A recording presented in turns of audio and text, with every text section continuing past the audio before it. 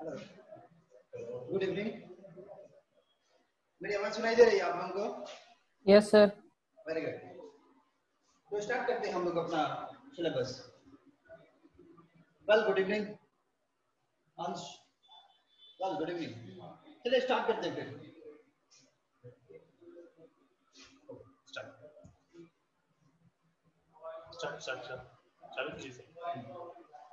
तो स्टार्ट करते हैं। जैसे कि इंग्लिश का जो नया सिलेबस इशू हुआ है, उसमें कुछ ऐसे चैप्टर्स हैं जिसको रिड्यूस किया गया है, उसमें से वहां से मूव कर दिया गया है। तो जो चैप्टर्स इसमें है उन्हीं सब चैप्टर्स को हम लोगों को पढ़ना है। क्या आप लोगों को आवाज सुनाई दे रहा है? क्या मेरा आवाज सुनाई दे रहा है ना सब लोगों को? Yes sir. ओके। तो कुछ ऐसे चैप्टर्स हैं जिनको हटा दिया गया है और जो चैप्टर बचे हुए हैं उनको हम लोगों को पढ़ना है। तो बचे हुए चैप्टर्स में फर्स्ट में आप सबको मालूम भी होगा, नहीं भी होगा तो चेक कर लेते हैं। हम लोग को टेंस पढ़ना है, उसके बाद मॉडल्स पढ़ने हैं, उसके बाद वॉइस तो हट गया, नरेशन पढ़ना है। नरेशन पढ़ने हैं, डिटरमाइनर पढ़ने हैं, डिटरमाइनर पढ़ने हैं एंड सिंटेक्स पढ़ना है। ये 5 चैप्टर्स काफी इंपॉर्टेंट होगा इस एग्जाम के लिए। यही आपको चैप्टर पढ़ना है। इसके अलावा कुछ चैप्टर्स को मूव कर दिया गया है, उसमें से भी कुछ जैसे कि प्रीपोजिशन है, उसमें कुछ ऐसे क्वेश्चन है कि जनरल है, वो सब में आएगा ही आएगा। तो लास्ट में टाइम के अकॉर्डिंग हम लोग उसे भी पढ़ लेंगे, लेकिन इतना चैप्टर हम लोगों को अकॉर्डिंग टू सिलेबस स्टडी करने हैं। क्लियर है सब लोगों का? कुछ लोग तो मुझे जानते ही होंगे और कुछ लोग नए होंगे। Well, good evening. तो सबसे पहले हम लोग टेंस को स्टार्ट कर लेते हैं, उसके बाद वन बाय वन करके सारे चैप्टर को हम लोग पढ़ लेंगे। ठीक है? इतना ये 5 चैप्टर्स। तो हेडिंग लगाते हैं टेंस का, हेडिंग टेंस का। अच्छा, ऊपर चलो। तो देखना है कि tense indicates time of action, an action.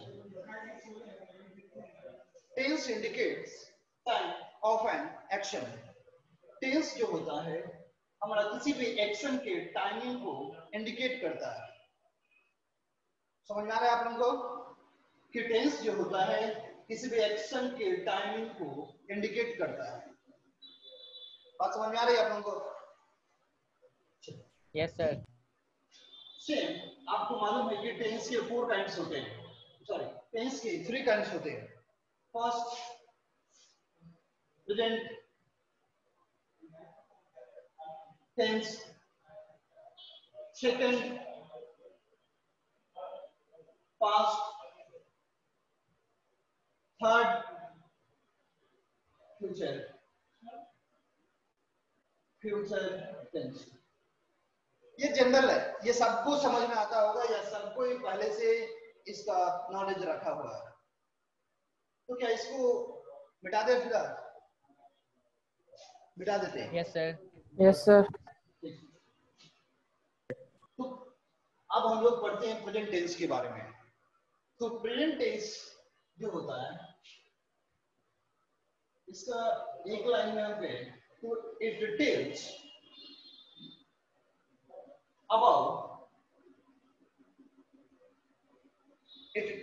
about what is happening, what is happening currently. Present tense जो होता है ये इंडिकेट करता है कि it tells about what is happening currently, अभी क्या हो रहा है। जो अभी हो रहा है वो सब हम प्रेजेंट टेंस में पढ़ेंगे, यानी कि वर्तमान यानी कि प्रेजेंट के बारे में पूरा का पूरा इसमें हम लोग पढ़ेंगे। It tells about what is happening currently, अभी क्या हो रहा है, ये सब का सब हम लोग प्रेजेंट टेंस में पढ़ेंगे। या तो आप फटाफट नोट करते चलिएगा या स्क्रीनशॉट लेते चलिएगा। तो प्रेजेंट टेंस हुआ। तो प्रेजेंट टेंस के 4 काइंड्स होते हैं। आई थिंक एवरीबॉडी नोज कि टेंस के 3 हुए, और present tense, past and future, तीनों के 4 काइंड्स होते हैं। तो इसके भी 4 हुए, प्रेजेंट टेंस के 4। First,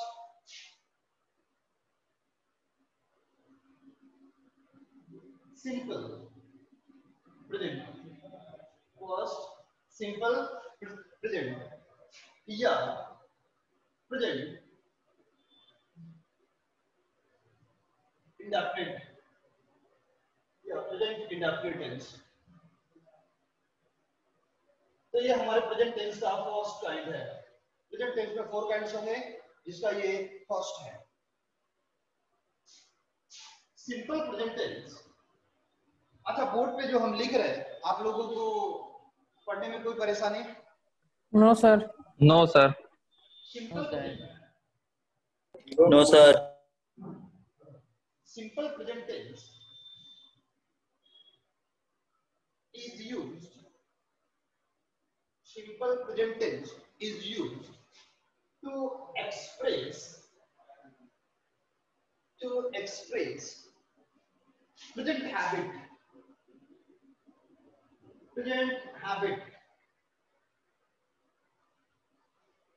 comma, universal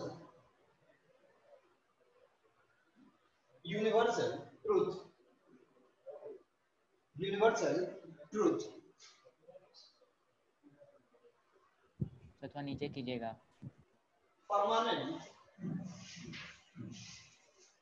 permanent truth,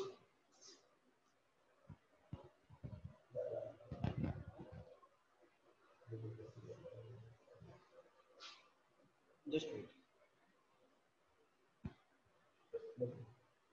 permanent truth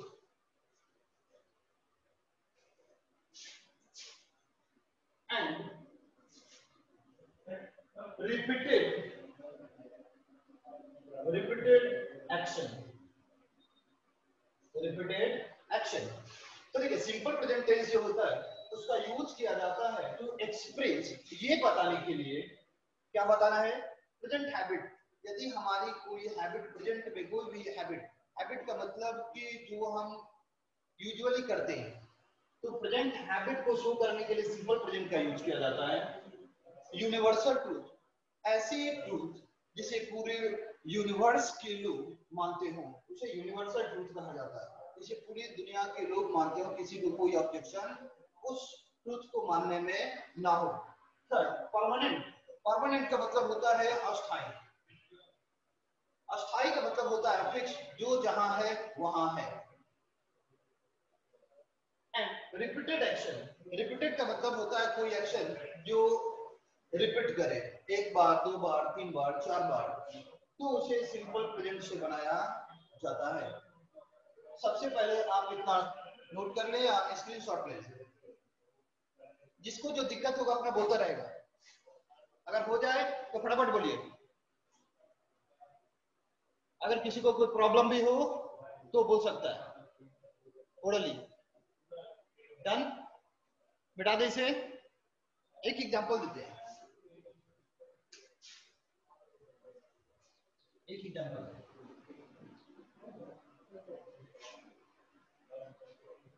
जैसे I take exercise every day, I take exercise every day, मैं प्रतिदिन एक्सरसाइज करता हूँ, ये मेरी हैबिट है। तो जो कोई भी हैबिट वाला एक्शन होगा वो सब सिंपल प्रेजेंट से बनाया जाता है। क्लियर है सबका? सिंपल प्रेजेंट का स्ट्रक्चर होता है subject V1 V5 plus object. यह सिंपल प्रेजेंट का स्ट्रक्चर। V5 का मतलब होता है S और ES, S और ईएस। फिर एक बात होती है कि किसके साथ V1 और किसके साथ V5। I, V, U, they. Subject के फॉर्म में काम करेगा तो इसके साथ वर्ब का कौन सा फॉर्म आएगा? गिवन। सेम,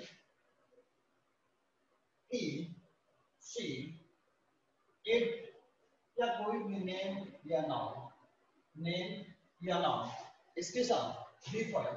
फाइव का मतलब होता है एस या इस, एस या इस। तो ये सब्जेक्ट रहेगा तो वर्ब का फर्स्ट फॉर्म यूज होगा, और ये सब्जेक्ट रहेगा तो वर्ब का फिफ्थ फॉर्म यूज होगा। फिफ्थ का मतलब ये होता है कि वर्ब के साथ इस और ईएस। ठीक है तब for example she does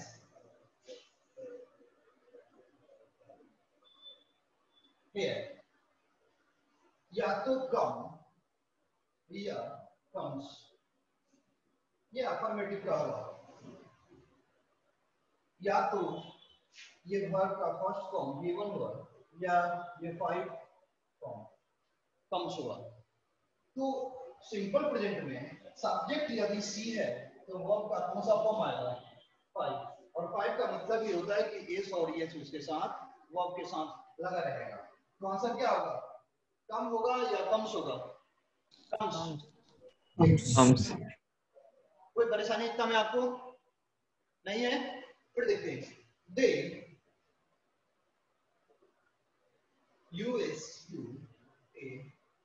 usually dance late in the class,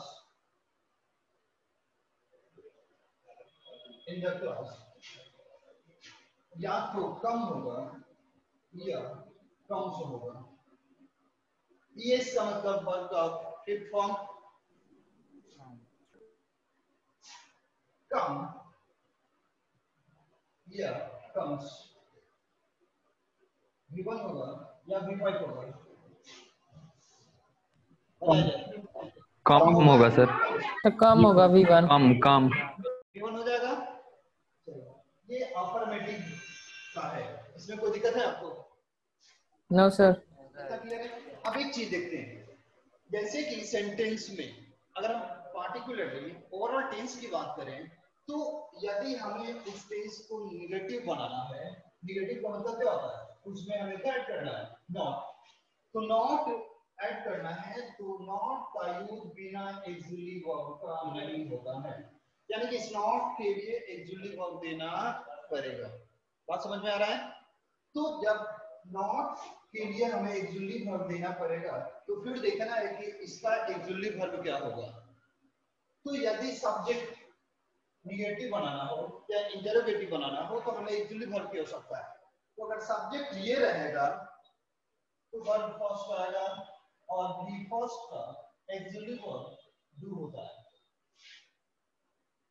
उसी तरह सब्जेक्ट ये रहेगा तो V5 आएगा और V5 का एक्सुअली वर्ब डज होता है।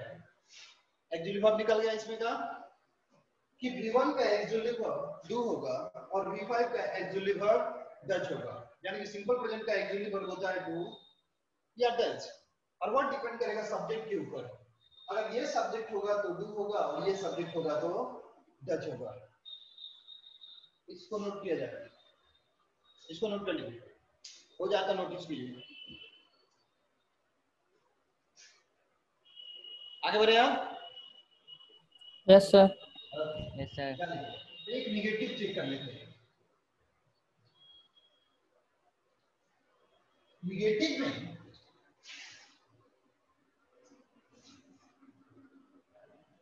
सब्जेक्ट डू डज, बिकॉज हमें निगेटिव बनाना है तो निगेटिव में नॉट लगाना है तो डू डज का यूज होना कंपल्सरी है। और ध्यान रहे कि जब भी डू और डज लग जाएगा, इसके पहले हम लोगों ने देखा कि सब्जेक्ट के अकॉर्डिंग V1 और V5 का यूज हो रहा था कि कहां पे V1 और कहां पे V5 का यूज हो रहा था। लेकिन जब एक्सुअली वर्ब के फॉर्म में डू और डज का यूज हो जाएगा तो चाहे सब्जेक्ट जैसा भी हो उसे हमें कोई मतलब नहीं है। जब भी होगा तो वर्ब का फर्स्ट फॉर्म आएगा। अगर सब्जेक्ट चाहे जैसा भी हो उसे कोई मतलब नहीं है। जब डू और डज लगेगा तो वर्ब का फर्स्ट फॉर्म ही यूज होगा। Like he does not best to meet me. Want once want और once want का मतलब हुआ भी one और once का मतलब हुआ V5 या तो V1 या V5 इसमें क्या होना चाहिए? Want. V1 want Want और wants the want Want. Because यहाँ पे डज लगा हुआ है तो डू और डज जब भी लगेगा तो आने वाला वर्ब क्या होगा? वन होगा। देयरफॉर आंसर आपका क्या हो जाएगा? वन होगा। कोई प्रॉब्लम है आपको?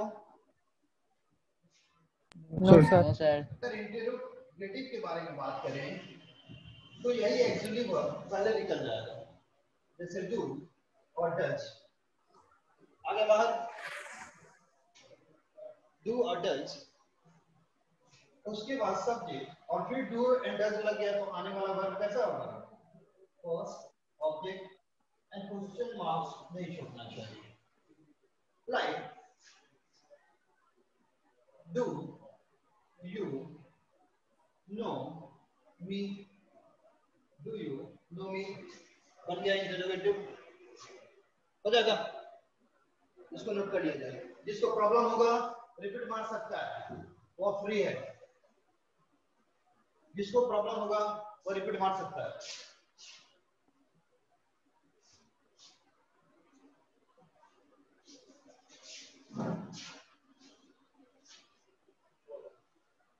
किसी को कोई दिक्कत है? Sir No sir. आगे बढ़े आप। एक और एग्जांपल देखते हैं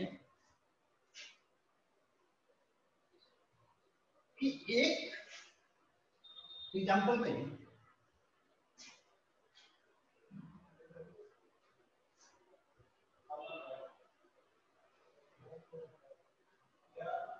a leader dash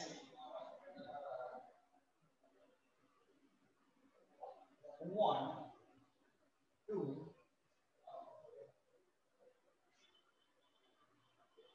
help the country. A leader does not want to help the country. ठीक है?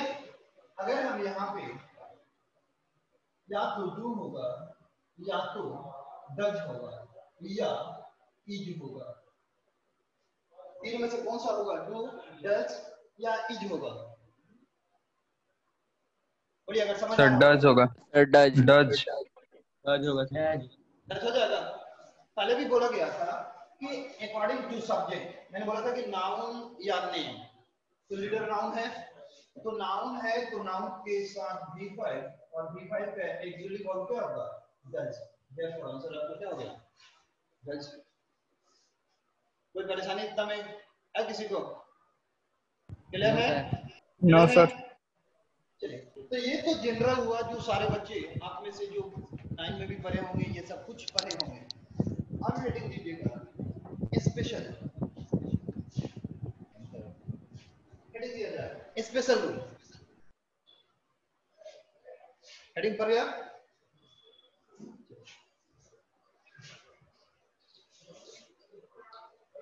स्पेशल नंबर 1 में इफ सर नहीं दिख रहा है। सर नहीं दिख रहा है सर, बोर्ड थोड़ा ऊपर।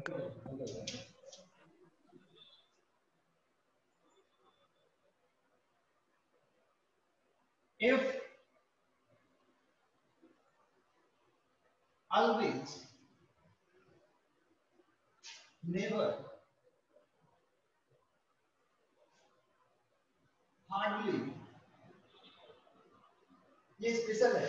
जैसे कि इंग्लिश को इंग्लिश में बनाना है तो यहीं पे क्लियर हो जाएगा कि इंग्लिश में कैसे ये चेंज होगा। Hardly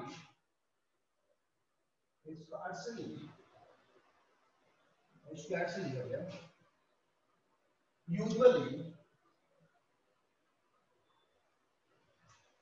often,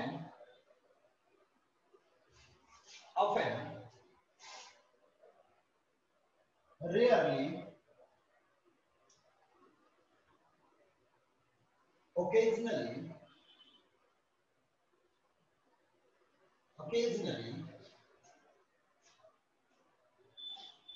every day,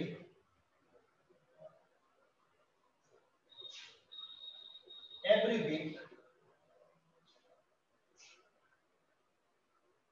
every month, every year,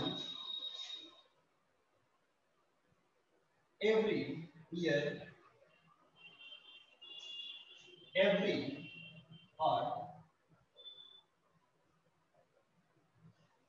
if, always, never, hardly, scarcely, usually, often, rarely, occasionally, every day, every week, every month, every year, every hour is used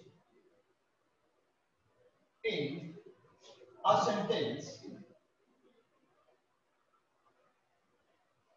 sentence, then simple present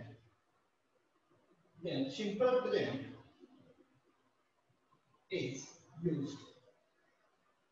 इतना बात समझ में आया? इनमें से कोई भी एक वर्ड जिस सेंटेंस में रहेगा वह सेंटेंस जो होगा सिंपल प्रेजेंट से बनाया जाएगा. For example, he always speak Bhojpuri. He always speak Bhojpuri. दिखाई दे रहा है आप लोगों को? Yes, sir. इसको बनाइएगा. एक केवल एग्जांपल समझा दे रहे हैं कि हमने कहा कि सेंटेंस इंग्लिश में कन्वर्ट करना है, तो देखना है कि कैसे और कौन सा टेंस अप्लाई इसमें होगा.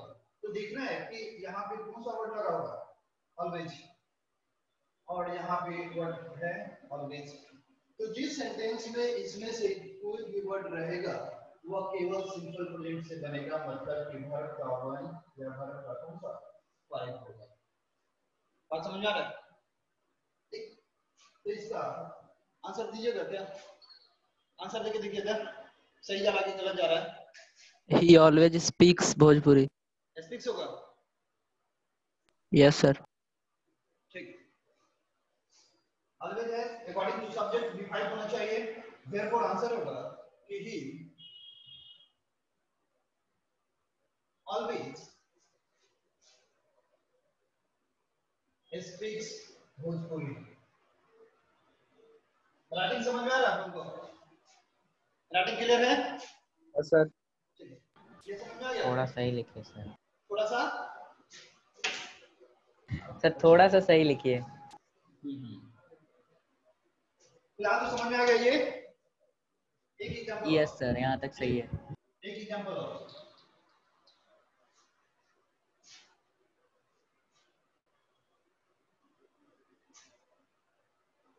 Some students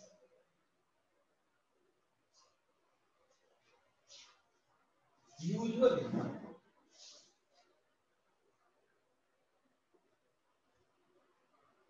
make a noise in the class.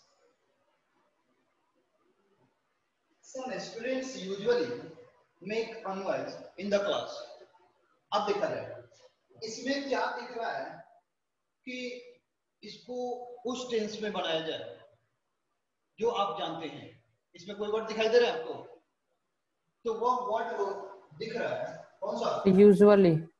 तो यूजुअली जब दिख गया वर्ड है यूजुअली इसमें यहाँ पे, तो जब यूजुअली हमें दिख गया तो एक ही टेंस अप्लाई होगा, V1 और V5. V1 और V5. तो यहाँ पे मेक को कौन सा फॉर्म दिया जाए, 1 दिया जाए या 5 दिया जाए? Sir V1। V1 होगा, V1 होगा। मैक्स नहीं होगा। क्या लिखे स्टूडेंट्स, ये प्लूरल है, तो प्लूरल के साथ तो वर्ब भी प्लूरल होगा। Therefore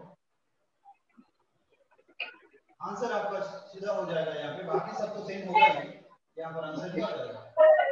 next. कोई प्रॉब्लम किसी को? No, sir. ओवरऑल बिठा दे Nikhil. Yes sir. Yes sir. बिठा दे इसे। Yes, sir.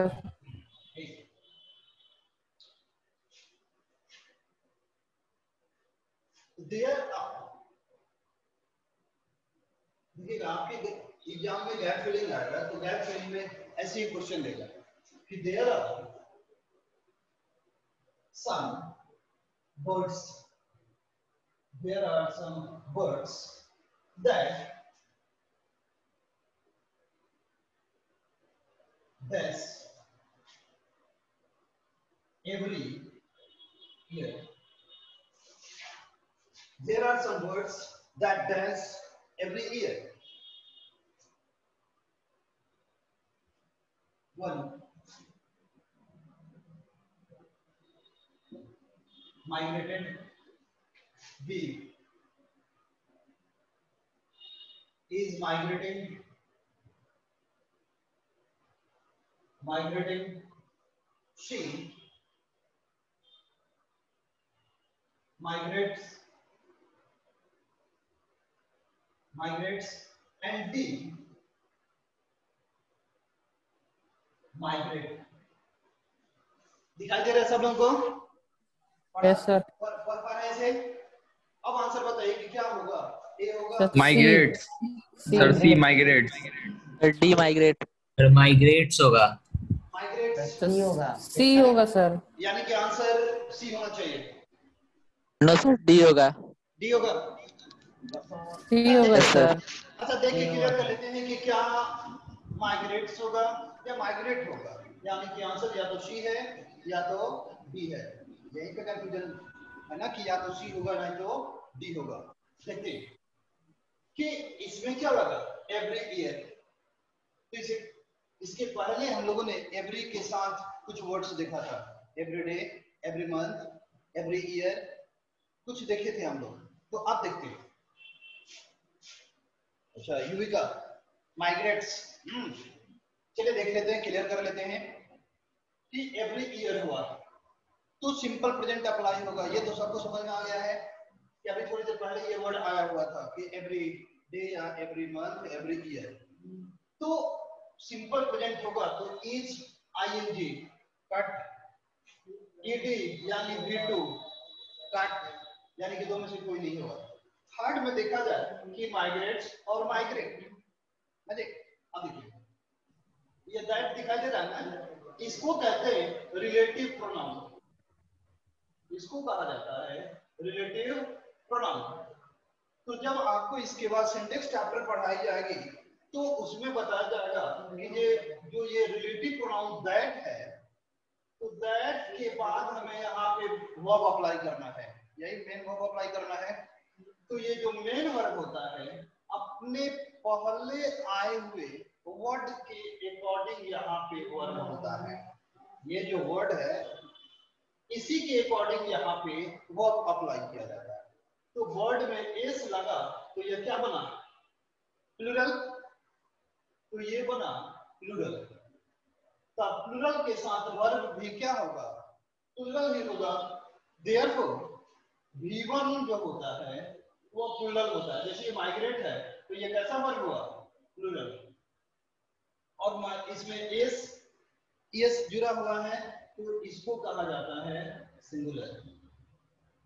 मेन वर्ब में एस जुड़ गया तो सिंगुलर होता है, और मेन वर्ब में एस नहीं है तो उस वर्ब को हम क्या कहेंगे? प्लूरल कहेंगे। तो जब हम वर्ड्स प्लूरल के अकॉर्डिंग वर्ब देंगे तो अब बताइए कि माइग्रेट सी होगा या आंसर आपका डी होगा। अब दिमाग अब समझ आ रहा है कि चला गया? प्रॉब्लम होगा तो बोल सकते हैं आप लोग। बड़े समझ में आ रहा है? युविका जो माइग्रेट्स है आपका, ये समझ में आया या उड़ गया?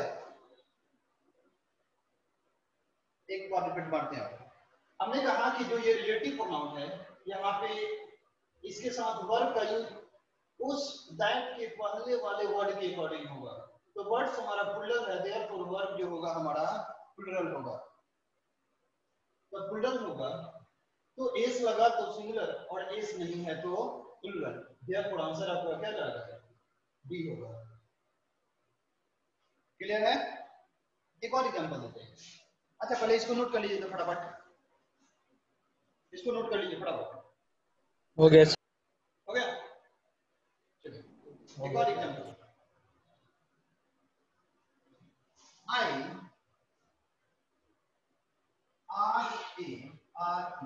I rarely carry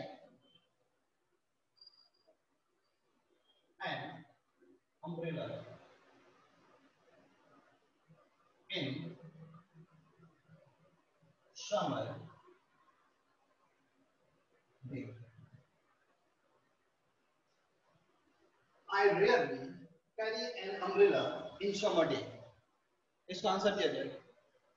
Ideally carries an umbrella in summer day. Carried. Carries, IES. CARRY और एक होगा CARRIES। आंसर एक नंबर होगा या आंसर दो नंबर होगा? Sir 2 number. दो नंबर। Sir 1 number sir. दो या एक? सर 1। एक होगा। एक नंबर सर। आई है एक ना? नंबर। अभी पेज पिछला देखिएगा तो आई है, तो आई के साथ तो V1 होगा ना, तो एस लग गया तो V5 हुआ और हमें आई के लिए V1 चाहिए, तो आंसर केवल कैरी एक नंबर होगा ना फिर। अरे कुछ समझ में? एग्जांपल नोट किया जाए।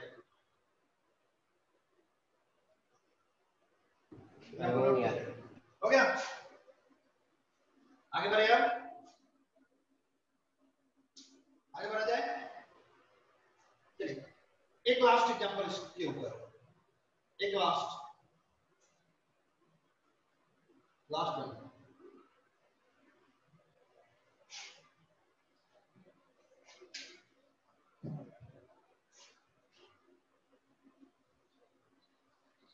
जैसे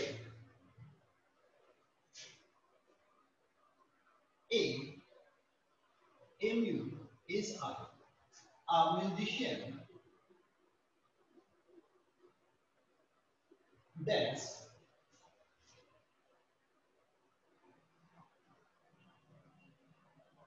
every day. A musician dance every day. A में practice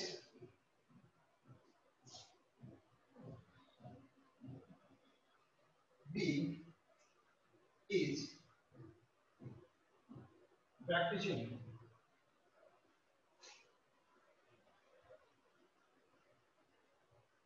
practices।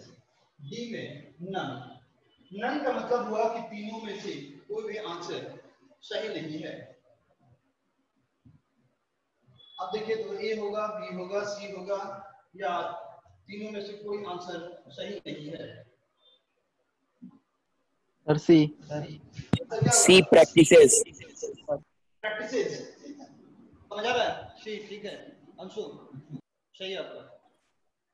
और लोग भी बताते रहिएगा ताकि पता चले कि हाँ आप भी एक्टिव हैं।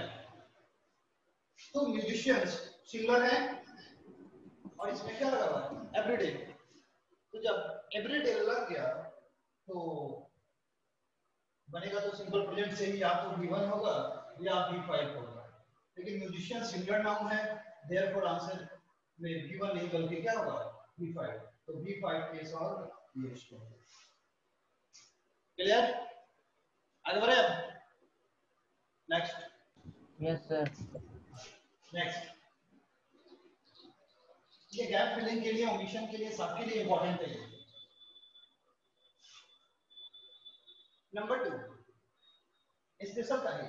नंबर 2 स्पेशल सबसे अधिक काम करेगा आपके गैप फिलिंग और ओमिशन में, सबसे अधिक स्पेशल काम करेगा।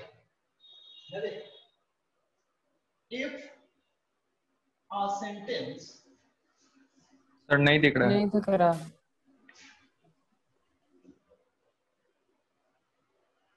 if a sentence starts with, if a sentence starts with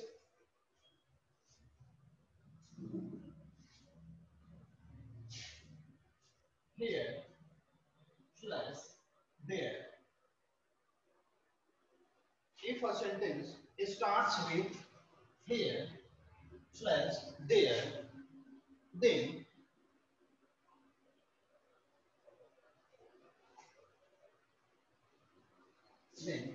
always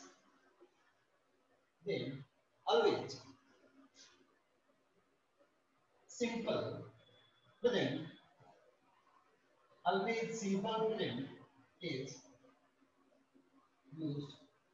बात समझ में आया आप लोगों को? थोड़ा सा अभी थोड़ा सा समझ में आएगा, थोड़ा सा डिफरेंट ये रूल होगा। कहता है कि कोई सेंटेंस हो जो हियर या देयर से ये स्टार्ट होगा, लास्ट में नहीं होगा, ये कोई सेंटेंस स्टार्ट होगा, यहाँ से स्टार्ट होगा तो उसके बाद सिंपल प्रेजेंट का यूज किया जाता है। तो सिंपल प्रेजेंट का यूज होगा, इसको शॉर्ट में थोड़ा सा और देख लेते हैं अच्छा से। जैसे कोई सेंटेंस हमारा हियर से स्टार्ट हुआ या कोई सेंटेंस देयर से स्टार्ट हुआ, इसके बाद सेंटेंस होगा, तो वो सेंटेंस जब भी होगा तो सिंपल प्रेजेंट से बनेगा, तो वो सेंटेंस जब भी होगा तो सिंपल प्रेजेंट से बनेगा। इसके मतलब कि हियर और देयर हुआ, इसके बाद जो भी सेंटेंस होगा वो सिंपल प्रेजेंट में ही होना चाहिए, है ना। तो सिंपल प्रेजेंट का स्ट्रक्चर यहाँ पे दो तरीके से यूज होगा। हम लोग तो जानते हैं कि V1 और V5 होता है,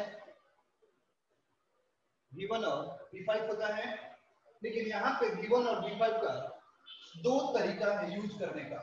देखना है कि हियर और देयर के बाद सिंपल प्रेजेंट होगा, तो सिंपल प्रेजेंट का स्ट्रक्चर होता है वर्ब 1 और वर्ब का कौन सा फॉर्म 5 आता है। तो देखना है कि यदि जैसे ये सब्जेक्ट है, अगर सब्जेक्ट के फॉर्म में अगर नाउन है, सब्जेक्ट के फॉर्म में नाउन है, तो जो ये V1 और V5 इसका स्ट्रक्चर है वो सब्जेक्ट के पहले आएगा। पूरा सा न्यू आपको लगेगा।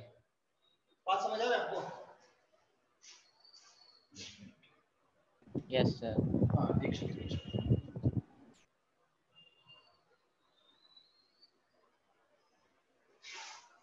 हाँ, तो बता रहे थे कि सिंपल प्रेजेंट का स्ट्रक्चर होता है V1 और V5। तो हियर एंड देयर के बाद हमेशा सिंपल प्रेजेंट आएगा, दूसरा कोई भी टेंस आएगा तो वो राउंड होगा। अब देखिए, तो मैंने बोला कि दो स्ट्रक्चर जो होगा थोड़ा सा डिफरेंट होगा कि अगर सब्जेक्ट के रूप में नाउन होगा तो वर्ब जो होगा V1 और V5 सब्जेक्ट के पहले आएगा। ठीक है इतना भाई? सेकंड, ये तो पॉइंट 1 रहा।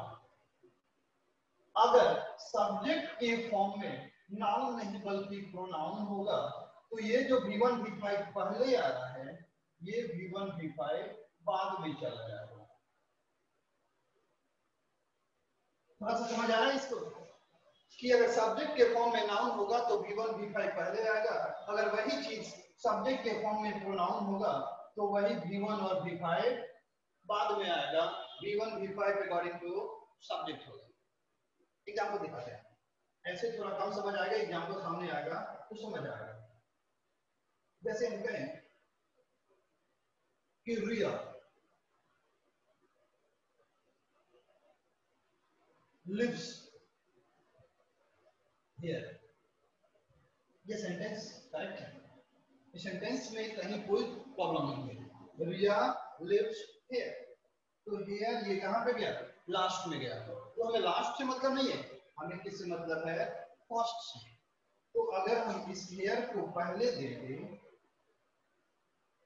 हेयर लिव रिया, हेयर लिव रिया, तो सेंटेंस क्या स्टार्ट हुआ? हेयर से स्टार्ट हुआ। तो हेयर से जब स्टार्ट हुआ तो जब भी होगा तो सिंपल प्रेजेंट से बनेगा। और सिंपल प्रेजेंट में नाउन अगर सब्जेक्ट होगा तो वर्ब पहले आएगा, अगर प्रोनाउन होगा तो वर्ब बाद में आएगा। तो क्या ये सही रहेगा? जैसे देखिए इसका आंसर देते हैं, हेयर रिया, हेयर रिया लिव्स।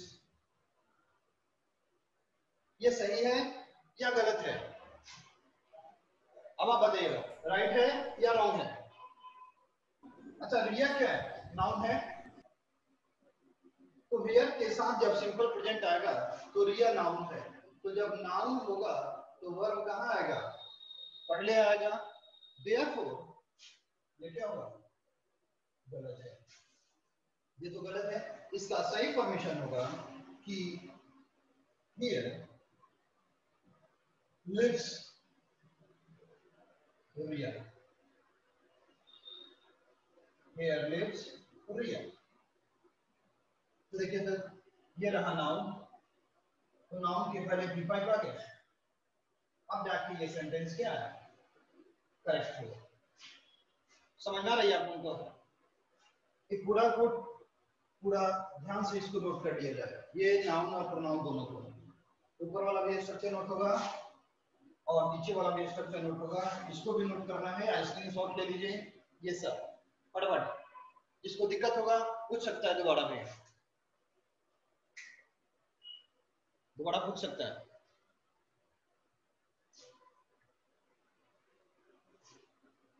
नोट हो गया? अंशुल नोट हो गया? बेटा इसको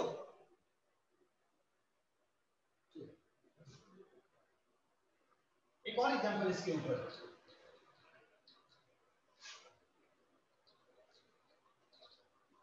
एक और एग्जांपल इसके ऊपर। There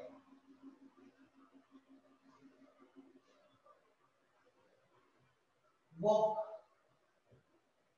he, there walk he। देखिए तो देयर से शुरू हुआ तो यहाँ पे सिंपल प्रेजेंट होना चाहिए, या तो V1 होगा या तो V5 होगा। देखिए तो देयर, तो ही के अकॉर्डिंग तो 5 होगा, ही के अकॉर्डिंग 5 एंड सब्जेक्ट। ओके, क्या ये सेंटेंस सही है या नो सेंटेंस सर, गलत है? सर गलत है। सर गलत है। सेंटेंस गलत है। गलत है। Thank you. Yes sir. इसका मतलब कि यस समझ सर। में आ रहा, इसका मतलब कि समझ में आ रहा है सब लोगों को? अब देखिए, यानी कि ये भी हमारा क्या है? प्रोनाउन है। तो देयर के बाद V5 या V1 आएगा। तो ही के अकॉर्डिंग ये तो सही है, लेकिन प्रोनाउन होगा तो मेन वर्ब कहाँ जाएगा? बाद में। यानी कि there he walks, there he वॉक्स। अब सही होगा पूरा? Yes sir. आगे चलते हैं। ये रहा स्पेशल नंबर 2। इसमें कुछ स्पेशल है जो आपको पढ़ना होगा। अब है स्पेशल नंबर 3, टू एक्सप्रेस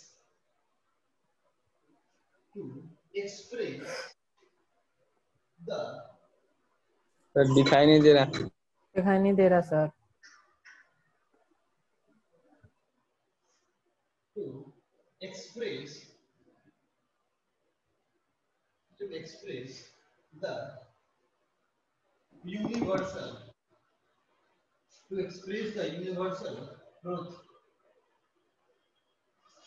यानी कि यूनिवर्सल ट्रूथ के लिए जब यूज होगा तो सिंपल प्रेजेंट होगा। To express the universal truth, simple present is used, simple present is used.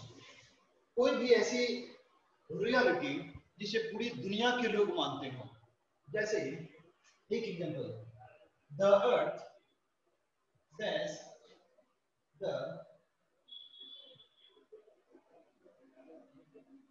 Round the sun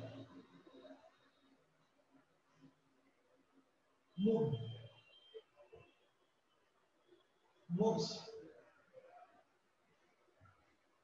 is moving or heaving was moving।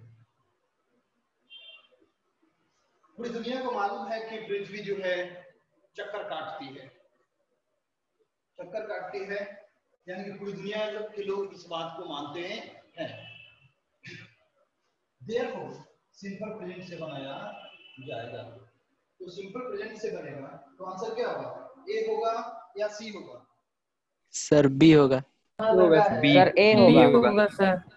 B होगा। Sir ए होगा। पहले घूमती थी, अब पृथ्वी नहीं घूम रही है, सही बात है ना? पहले तो नो पृथ्वी सर। घूमती थी और अब नहीं। V2 का मतलब हुआ कि ये पास्ट में घूमती थी, आजकल नहीं घूम रही है। तो आज भी पृथ्वी घूमती है, तो ये यूनिवर्सल ट्रूथ है। Therefore आंसर आपका क्या होगा, बी। कुछ समझ में आया? एक और एग्जांपल इसमें। यस सर, आगे। एक और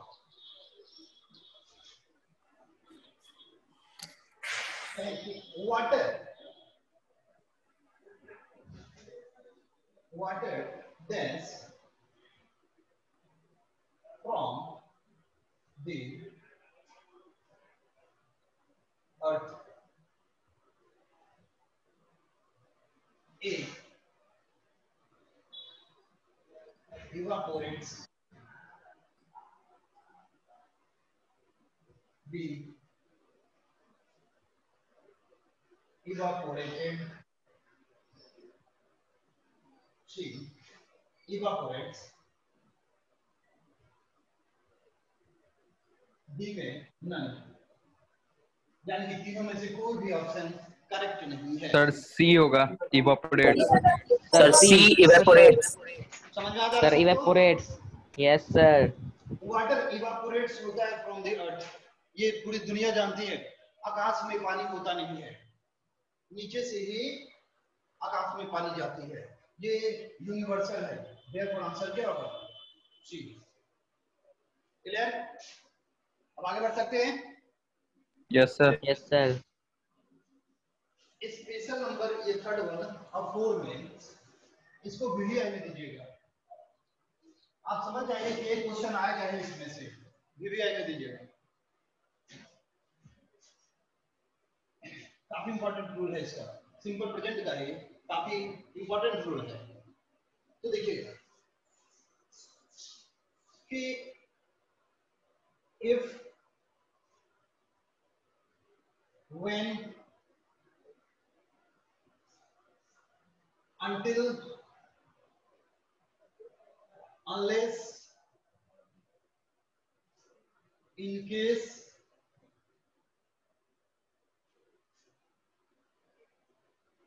till as soon as long as if when until unless in case till as soon as long as, ये सारे वर्ड आपको दिखाई दे रहा है। अब देखिए, तो ध्यान रहे कि ये वर्ड जहां भी रहेगा, ये वर्ड जहां कहीं रहेगा, ये फिक्स है कि इसके तुरंत बाद, यानी कि ये वर्ड के तुरंत बाद सिंपल प्रेजेंट आता है। अरे कुछ समझ में कि ये वर्ड जहां रहेगा इसके तुरंत बाद सिंपल प्रेजेंट ही आएगा, यानी कि सब्जेक्ट गिवन और वर्ब का कौन सा फॉर्म, यही आएगा। अगर जब हम सेंस की बात करेंगे तो इस क्लॉज का जो सेंस होगा फ्यूचर में इंडिकेट करेगा।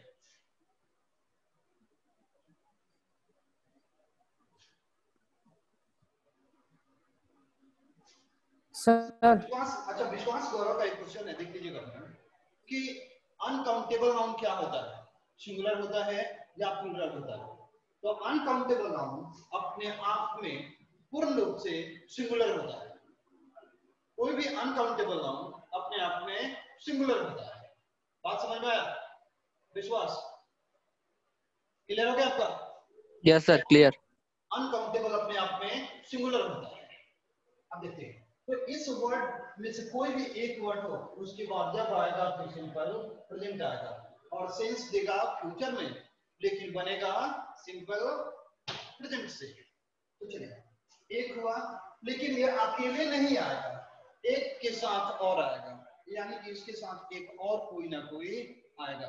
तो वह जो दूसरा होगा सिंपल फ्यूचर से, और जो दूसरा होगा वो सिंपल फ्यूचर से, यानी कि subject shell will plus given. अरे तो समझ में कि ये वर्ड जहां रहेगा इसके तुरंत बाद सिंपल प्रेजेंट आएगा। सेंस से हमें कोई लेना देना नहीं है, सेंस फ्यूचर में आएगा कोई मतलब नहीं है, बनेगा सिंपल प्रेजेंट से। और जो उसके साथ में सेकंड क्लॉज होगा, ये रहा फर्स्ट क्लॉज और ये रहा सेकंड क्लॉज। तो जो सेकंड क्लॉज होगा वो सिंपल फ्यूचर से शैल विल गिवन। इसके साथ एक और बात है कि आप सेकंड क्लॉज को इन वर्ड्स के पहले लिख सकते हैं। जो लास्ट में सिंपल फ्यूचर है इसको पहले लिखा जा सकता है, कोई परेशानी नहीं है। लेकिन ये जो दोनों है वर्ड्स और प्लस ये फर्स्ट क्लॉज, ये दोनों एक साथ ही आएंगे।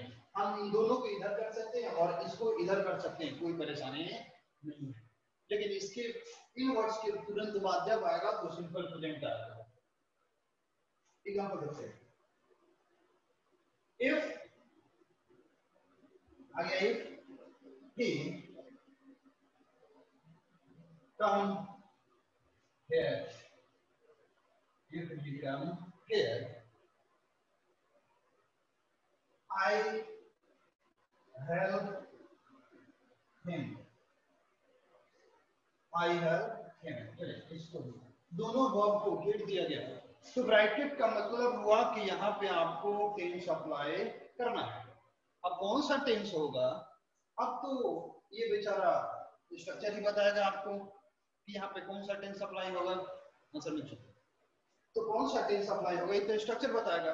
तो फिर देखना है इफ हो गया। इफ तो इफ के तुरंत बाद जो क्लॉज आएगा तो फर्स्ट क्लॉज किसमें होगा, सिंपल प्रेजेंट में। तो इफ हुआ, उसके बाद ही, और ही के साथ तो सिंपल प्रेजेंट आएगा। तो ही के साथ वर्ब का कौन सा फॉर्म आएगा, फाइव। तो if he comes here, if he comes here, तो इफ वाला क्लॉज सिंपल प्रेजेंट में आ गया। अब चलिए, एक क्लॉज सिंपल प्रेजेंट में तो सेकंड क्लॉज किसमें होगा, शैल विल बी वन में। तो शैल विल बी वन यानी कि आई शैल हेल्प हिम।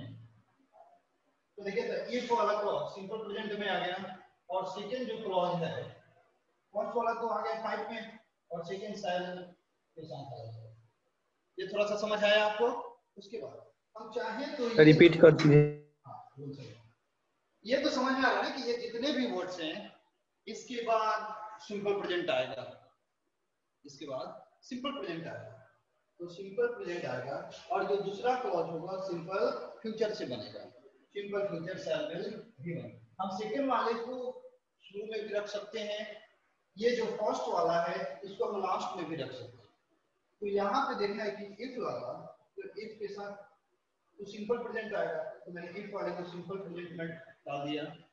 और जो लास्ट बचा तो आई शैल यानी फ्यूचर में ये बन गया। हम चाहे तो इस लास्ट वाले को फर्स्ट में भी लिख सकते हैं, कोई परेशानी नहीं।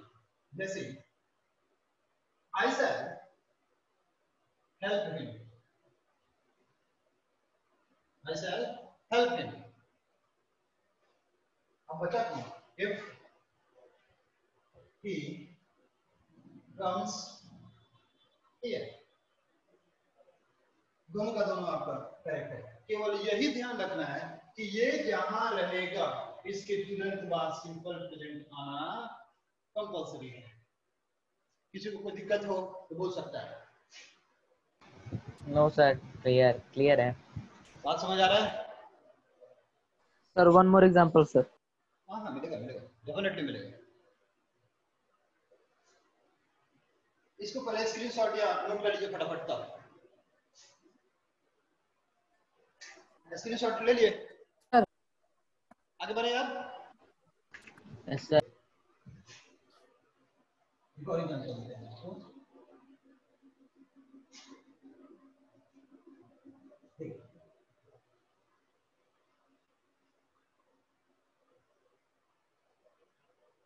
Unless you dash hard, unless you dash hard, you will not succeed. You will not succeed. A. Walk. B. Are walking. C. Walks. Or D. Walk. अब आपको देखना है कि आंसर इसमें से कौन सा हो सकता है, ए बी सी या डी होगा। सर सी होगा। Sir, D. डी होगा सर। सी होगा। Sir, D. Sir, sir D. D. D समझ में आ रहा है? देखिए अनलेस लगा तो अनलेस को तो सिंपल प्रेजेंट चाहिए, D. अनलेस को सिंपल प्रेजेंट चाहिए, तो सिंपल प्रेजेंट जब चाहिए तो v1 v5 से u के साथ v1 आएगा कि v5 आएगा? v1 sir V1। तो v1 आएगा, तो इसमें s लग गया यानी कि 5 हुआ, और इसमें s नहीं लगाया तो मतलब कौन सा फॉर्म हुआ? फर्स्ट फॉर्म हुआ, तो आंसर क्या हो जाएगा? डी। अब समझ में आया कि नहीं आया? आप क्लियर है? Yes sir.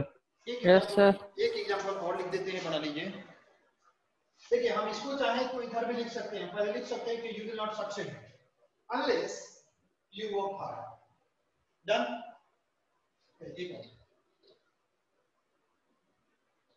एक और देखते हैं। एक एग्जांपल में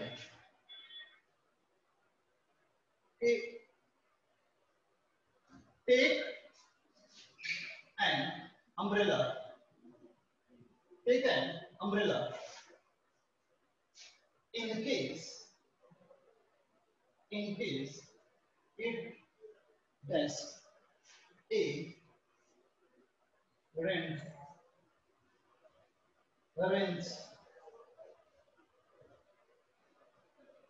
rain D none, यानी कि तीनों में से कोई भी आंसर नहीं है।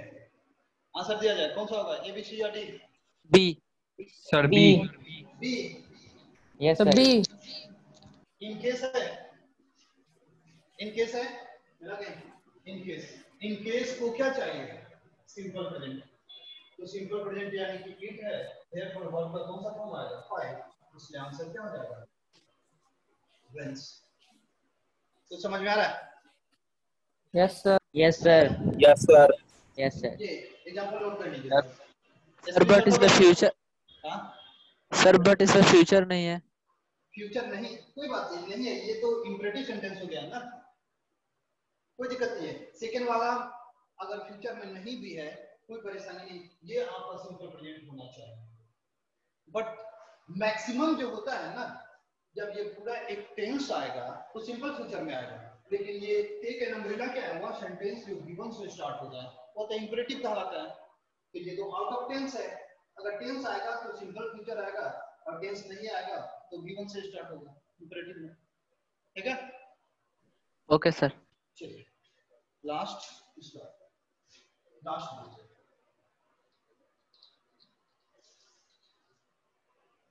लास्ट होगा कि to express the repeated action. नहीं दिख रहा ऊपर वाला। To express the repeated action अच्छा, रिपीटेड एक्शन का मतलब होता है ना कि बार बार होना, बार बार होना। तो जब भी कोई एक्शन रिपीट करेगा तो वह सिंपल प्रेजेंट से बनाया जाएगा। For example, school dash on,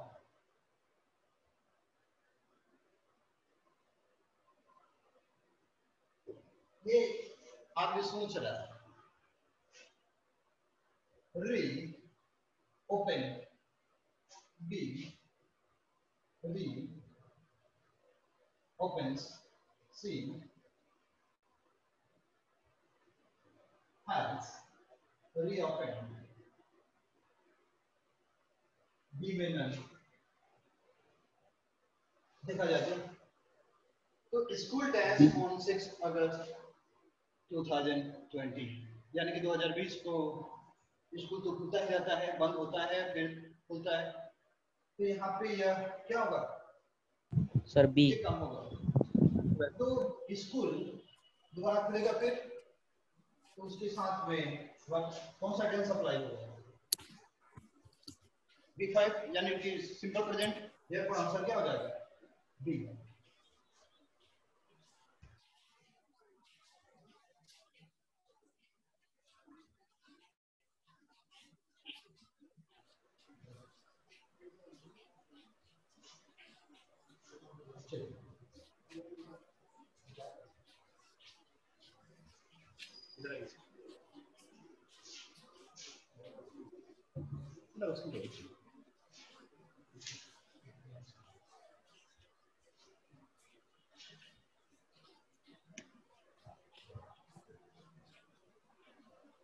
अच्छा, क्या हाल है अंश आपका?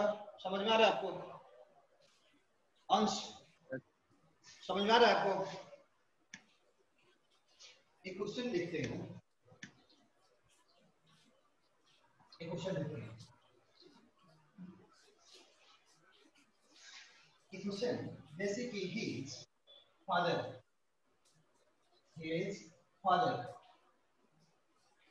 hardly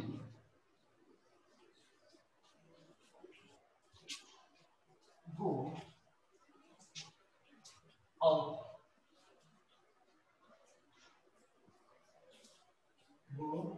out in these time।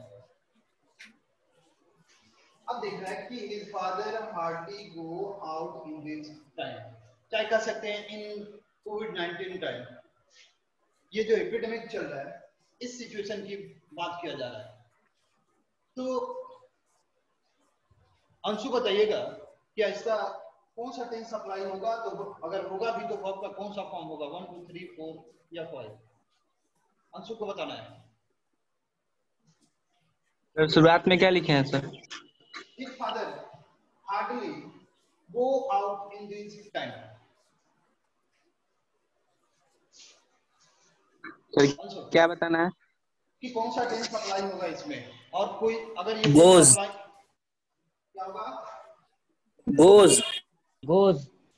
अच्छा, गोज होगा। अच्छा, प्रियंका का नंबर। प्रियंका देखिएगा कि अगर गोज होगा, चलिए ठीक है गोज होगा, अगर गोज होगा तो क्यों होगा? इसके पीछे रीजन क्या है? ओरली प्रियंका कुमारी अब बोलिएगा, अगर बोझ होगा तो क्यों होगा?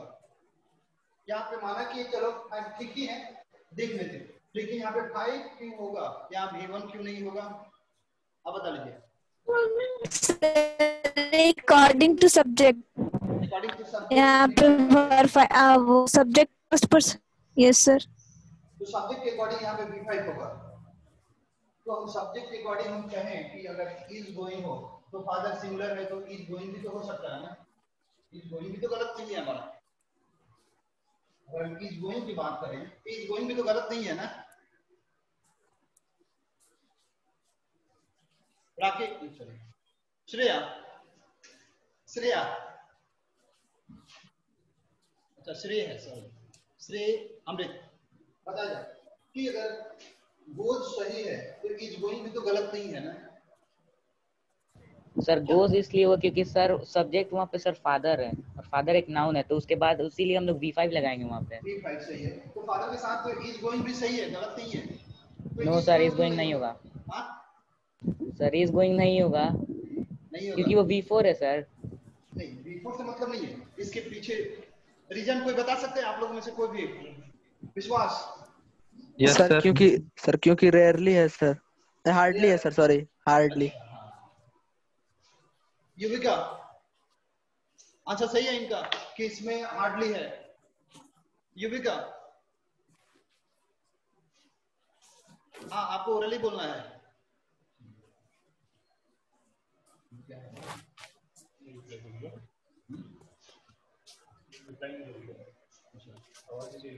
हाँ युविका, आपको बताना है क्या सही बात है ये कि हार्डली के कारण यहाँ पे V5 होगा, इज गोइंग नहीं होगा?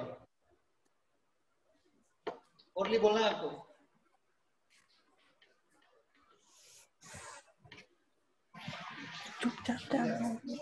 तो यहाँ देखिए, ये करेक्ट आंसर है कि हार्डली लगा हुआ है, देयरफॉर यहाँ पे V5 भी होगा। दूसरा कोई टेंस अप्लाई नहीं होगा क्योंकि ये तो वर्ब का फोर्थ फॉर्म हुआ ना, तो यहाँ पे V1 या V5 होगा, हार्डली है इसीलिए। बात समझ में आ गया? चलिए एक और क्वेश्चन देखते हैं इसी पर। As soon as he reach there,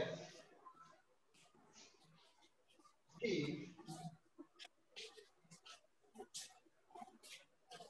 phoned me. Okay. As soon as he reached there, he phoned me. इसको बना लीजिए तो अपने से।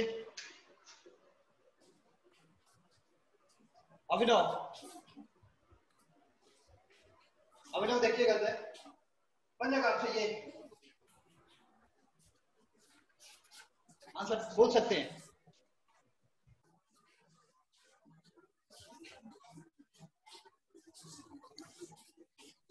सर रीच के बाद क्या लिखे हैं?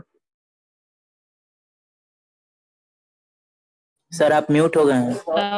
म्यूट हो गए सर, आवाज नहीं आ रही।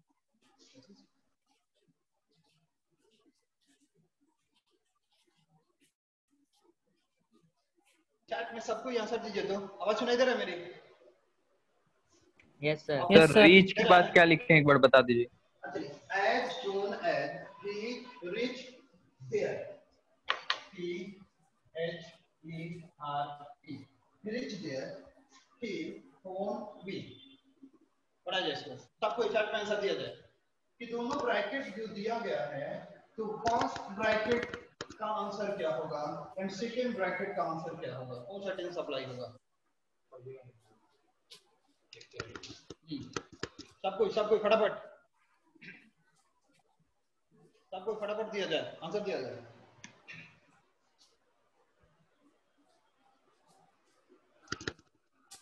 फर्स्ट ब्रैकेट का आंसर क्या होगा एंड सेकेंड का आंसर क्या होगा? फटाफट। फर्स्ट का ठीक है, आगे बढ़िए। सेकेंड का भी चाहिए, फर्स्ट सेकेंड बोथ। श्रेय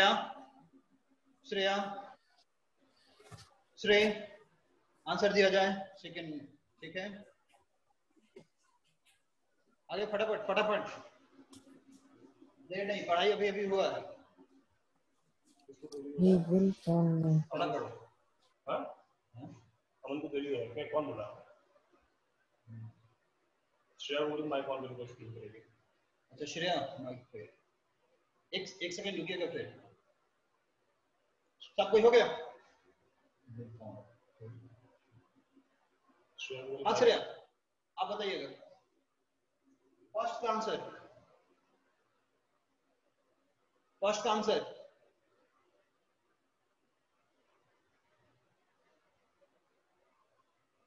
आप बोलिए। कोई बात नहीं है, बोलिए। फर्स्ट ब्रैकेट का आंसर क्या होगा?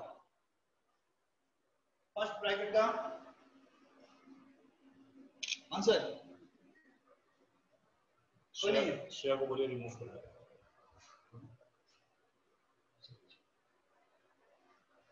Shreya, I am removing you. Answer नहीं दे रही हो तुम, पेरेंट्स से बोलना, बात करेंगे मेरे से। Shreya, I am removing you, parents से बोलना, बात करेंगे मेरे से।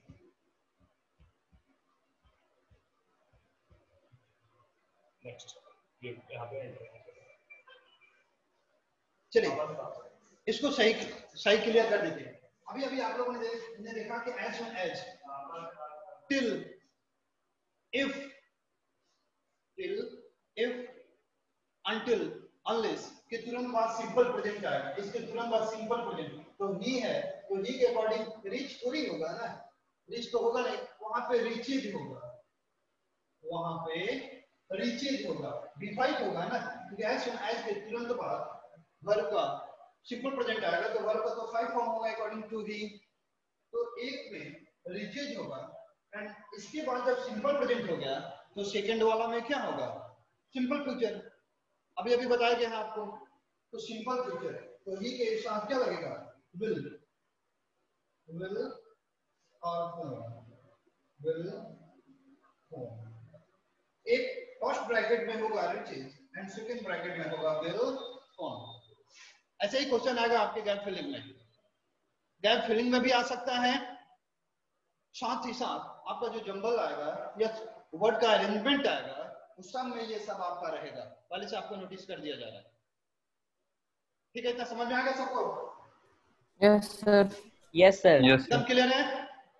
Yes sir. Yes sir. तो चलिए आज इसको ड्रॉप किया जाएगा इतना में। आप सबको पूरा मस्ती में समझ में आ जा रहा है? Yes sir. नेक्स्ट डे फिर करेगा, फिर आपका पहले रिवीजन करवा दिया जाएगा और उसके बाद में फिर हम लोग आगे की तरफ बढ़ते हैं। आगे बढ़ा जाएगा नेक्स्ट डे में। Okay sir. किसी को कोई problem? No sir. No sir. Nice day to all. Thank you. Okay bye sir. Bye sir. चल बाय। बाय।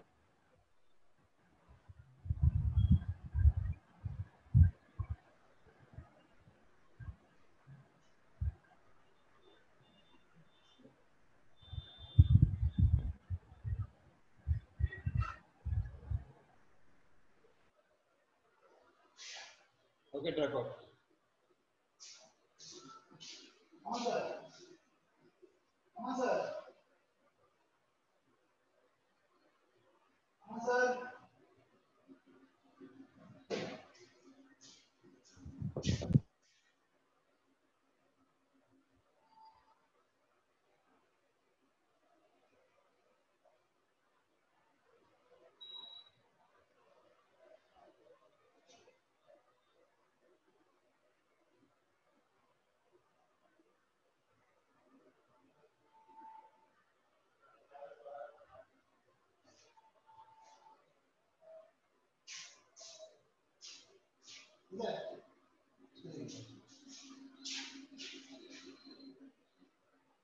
ये बंद है।